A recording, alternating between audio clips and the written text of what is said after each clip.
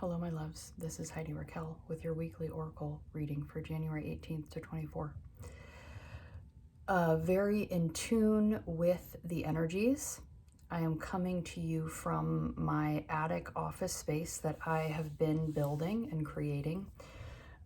We've been talking this year about last year, 2020, being an energy of four, the four legs on the table, the stabilizing energy that needed to come in so that we could build the desk. And now this year is a 5 and we can work on the desk. So I'm coming to you right next to my desk that I have just built here.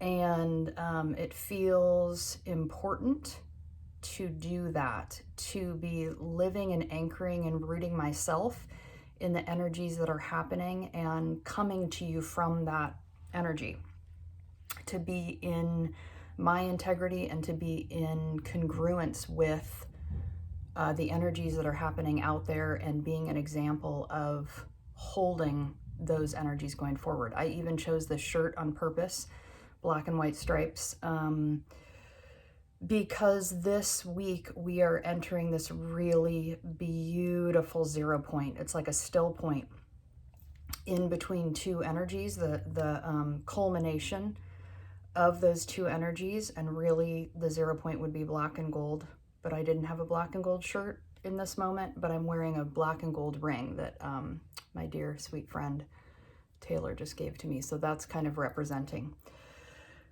And also the sacred geometry that's on my wall up here. So the image that I was shown this weekend, remember, so for this month we have the destroyer energy, right? Like that's very much still here.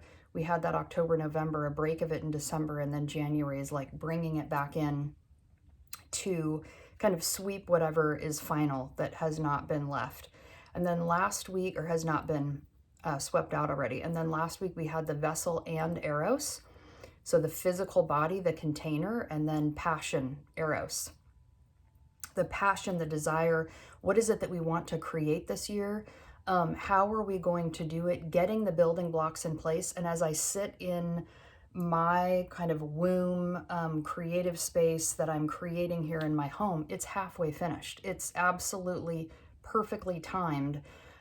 There's a couple pieces of furniture that I am waiting for, and before I can finish it, and it's so perfect. So this 0 point, this still point, this balance point that I was seeing, it's like we are walking from the old, and it's like we've started to walk over the bridge. And this week it feels like, it's so unbelievably perfect that it is the inauguration this Thursday, the 21st, in the US. And not that the inauguration is the still point itself, but the energy is here for it. So it's like the outside energies, what's happening in the world, are just mirrors of the energy, right? And so what I was seeing yesterday, and I purposely did not record the video on Monday, was MLK Day here in the US, and it felt important to be still with the energy of that and to not rush for rush sake, to not, I'm really trying to embody this energy in my business and in my own practice anyway, to not continue to move forward on the hamster wheel of life that the world would ask you to do just because it's Monday and that's when I record the messages.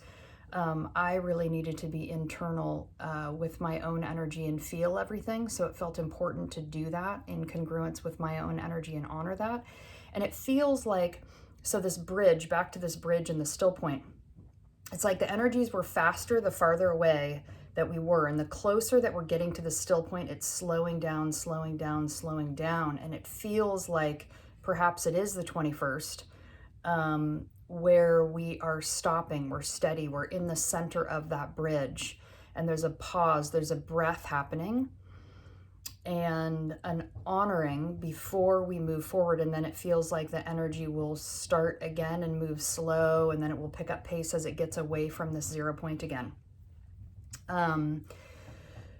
So let's see, that still point, the spot in the center of that bridge, what it feels like we are being asked to do as a ceremonial offering at the center of that bridge before we move forward is to offer something of ourselves, an ego part of ourselves that we have not yet let go of, that we have not yet seen and contended with, I guess. Honored, respected, acknowledged that it was there.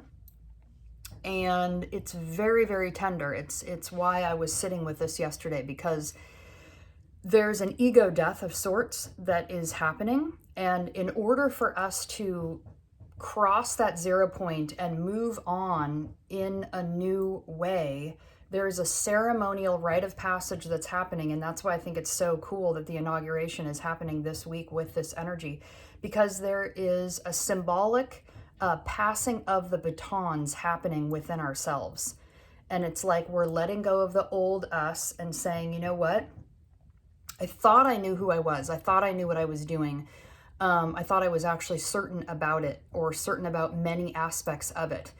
And there's a question this week that asks us to look at what we, especially the things that we think we're certain of, to set those down ceremonially and say, maybe we're wrong. And be open and willing to claim what might be showing up for us in the new. It's only with the letting go and the clearing of space that I've been talking about for January, that reorganization and everything that we've been working with.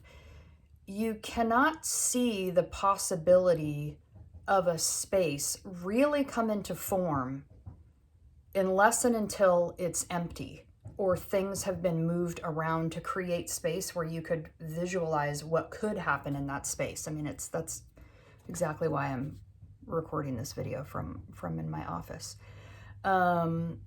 Let's see. Oh, and then there was this one other piece I wanted to share about the strength in vulnerability, right? We have been taught in our society that not being vulnerable, being invulnerable is strength. And we are discovering with this rise of the feminine in both men and women, a reclamation of that strong, wise feminine energy. That strong feminine energy is vulnerable. And there is way more power in that vulnerability than in trying to claim, shield, pretend that you know something that you don't, claim as if you know the unknown without allowing the unknown to let you know what or who it is.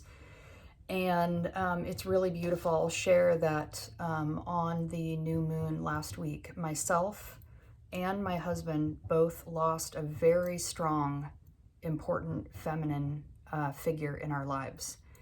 And since then, I've heard of other friends losing very important feminine figures in their life. And the time frame around both mine and my husband's and this other friends were in like the 18 to 20-ish years ago, that they were, came into our lives and were really important pieces in our lives. And I don't know if there's something with that 22 years-ish around there.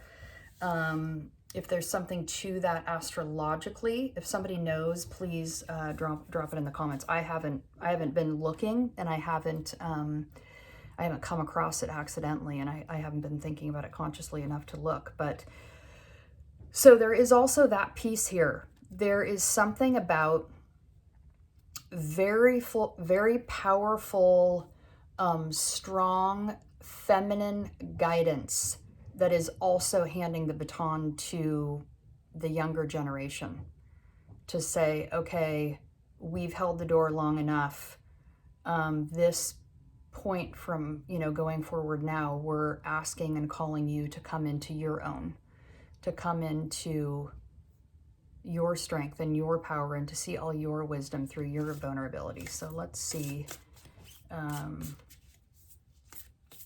what we have for this week. But yeah, I mean, even being in, like, doing this message, and I may continue to do them once I get my other table and some other things from up here, but it feels important. It felt symbolic to come up here today, and I was sort of forced into it, which is interesting because my husband is down working at the table that I usually do the readings from, and my daughter's about to go into finals week next week, and so she's doing work in her room, and you know, it felt very symbolic, and it looks like it's going to be this one. Oh, well, of course.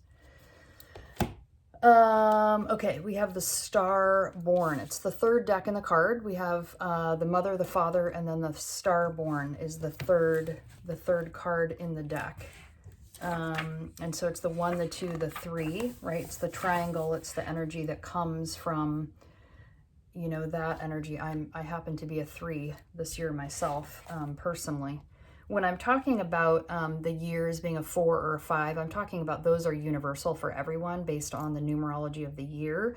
But everyone independently has a number that they are working on individually. Mine happens to be the 3, but you take your month, the days of your birthday, and then the year. So it would be a 5 for the year, and then whatever your month and your day is, and you add them all up to one number. And I placed something in my stories a while back. I'll go back and see. If I can find it, I'll repost it. But there's a really great woman that goes into depth with those if you want to look more into that. Okay, the Starborn, the divine child, the star child, the destined. An elusive yet radiant aspect of the self, the Starborn archetype points to the cosmic spark of light that arrives with each being at birth. The moment the newborn crowns, and of course we're going through Corona, right? That's all about the crown of the head and being anointed, coming into our star being. So the moment the newborn crowns, whether vaginally or surgically, the royal stars above are said to constellate in a unique shape that maps our path in the world, which you could say is your astrological chart. The idea of destiny is controversial, yet the Starborn naturally feels a sense of destination and purpose, aiming itself towards a future that is beyond the mundane. When this card appears, travel back to your birth story for clues and insight. What did you desire when you were young?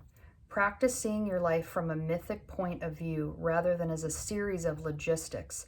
Read the story of the 3 fates and envision yourself born under the stars with a unique destiny.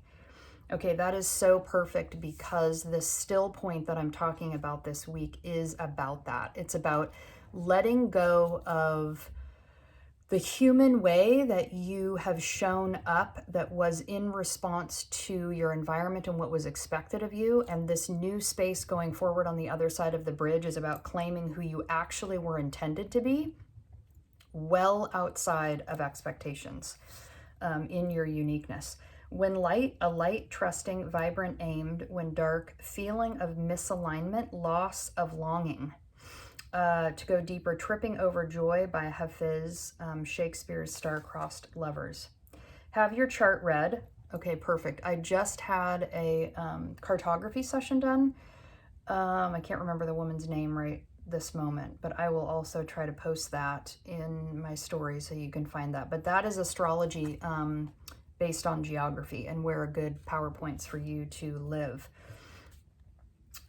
Study your constellated shape, ask questions. What does the process conjure in you? Faith or mistrust?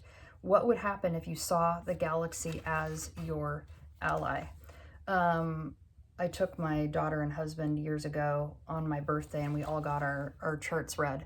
And what was so super cool about it is that we all have each other in our charts, and we all had travel sprinkled throughout. And my daughter, her response was, how does this woman know all these things just by looking at the stars when I was born? She was totally fascinated. And we're seeing the simplicity and the beauty of that magic right now. When this card appears, don't be surprised if you receive a surge of desire for a long lost dream, one you haven't visited since childhood. Let this desire shake you up. That's exactly it, the claiming of that magic, and that is the Eros from last week. The desire, the passion, what is truly yours. Are you going to claim it? That's the question right now. Are you going to claim the magic that is already yours, that is already here for the taking. Are you going to stand up and put the stake in the ground and say, yes, that is mine, and I will claim it? I love you. Be well this week. Really stay internal, stay in touch with yourself, and grab that still point in the center of yourself, and you know, be well. Women's Circle is this Thursday, happens to be on the 21st, Inauguration Day. Not planned that way, but that's just how it worked out. As of right now, there's one spot left, so if that calls, you can find that in my bio. All right. Blessings. Namaste.